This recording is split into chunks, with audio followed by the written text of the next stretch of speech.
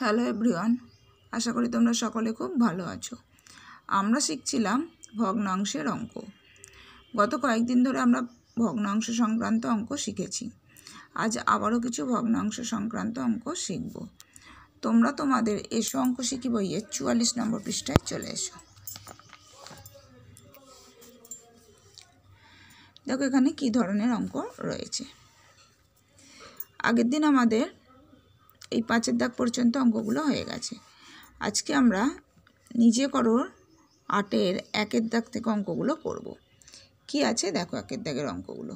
ভাষায় লেখা ভগ্নাংশগুলিকে সংখ্যায় লেখো। অর্থাৎ এখানে আমাদের বানান করে করে লেখা আছে, ভাষায় লেখা আছে, আমাদের সেগুলোকে সংখ্যায় লিখতে হবে। এখান থেকে আমি তোমাদের কয়ের অঙ্কটা দেখিয়ে দিচ্ছি।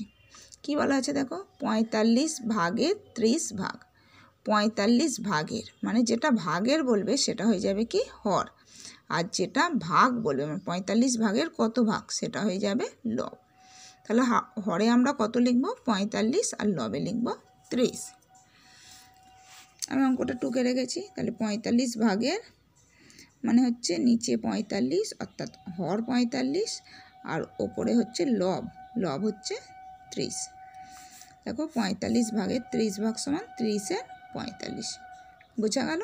এইভাবে তোমরা 1-এর দাগের অঙ্কগুলো করবে। এরপর 2-এর দাগের অঙ্কগুলো দেখো। 2-এর দাগের অঙ্কগুলো কি বলা আছে, ভগ্নাংশগুলি কোনটি প্রকৃত, অপ্রকৃত এবং মিশ্র ভগ্নাংশ লেখো।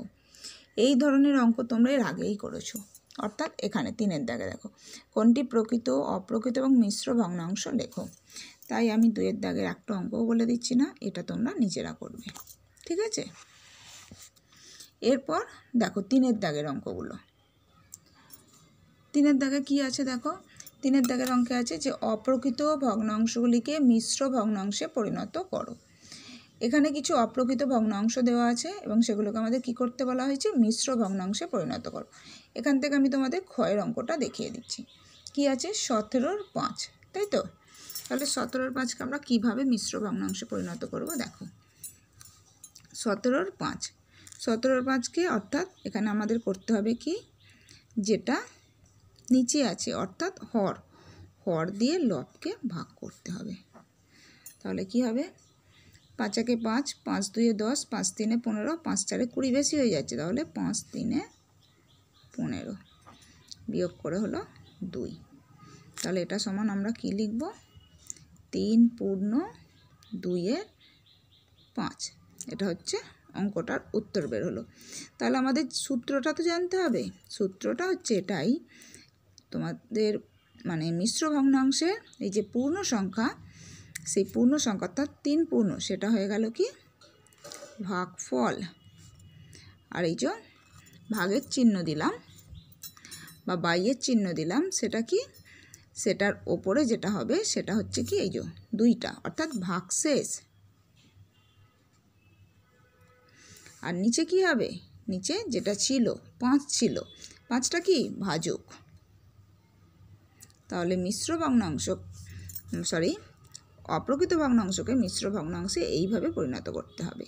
সূত্রটা কি, যেটা পূর্ণ সংখ্যা সেটা হবে ভাগফল, ভাগফলটা হবে পূর্ণ সংখ্যা, আর যেটা ভাগশেষ সেটা হয়ে যাবে লব, আর যেটা ভাজক ছিল সেটা হয়ে যাবে কি হর। তোমরা এখানে ভাগশেষের পাশে ব্র্যাকেট দিয়ে লব আর ভাজকের পাশে ব্র্যাকেট দিয়ে হর লিখে নাও, তাহলে বুঝতে সুবিধা হবে, ঠিক আছে?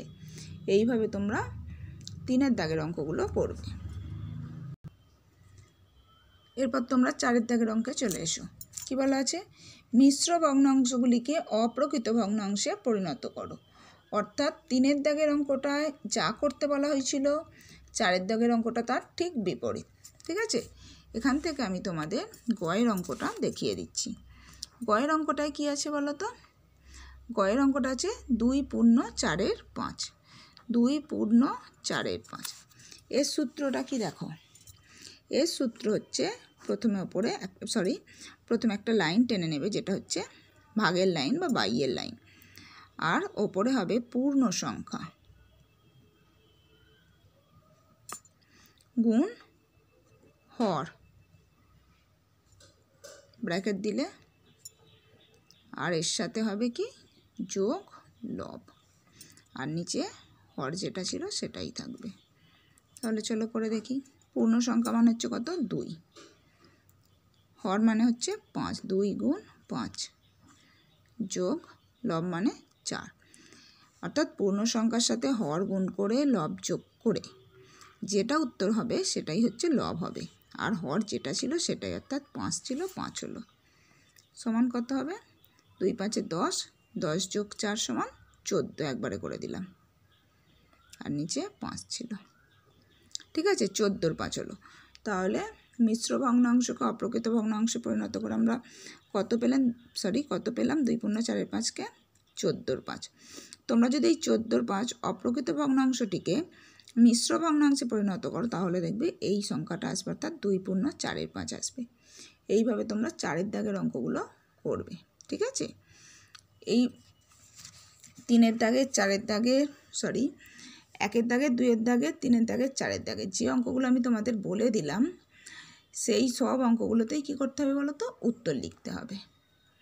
তোমরা প্রত্যেকটা অঙ্কেই উত্তর লিখবে যে মিশ্র ভগ্নাংশকে অপ্রকৃত ভগ্নাংশে পরিণত করে পাই বা অপ্রকৃত ভগ্নাংশকে মিশ্র ভগ্নাংশে পরিণত করে পাই।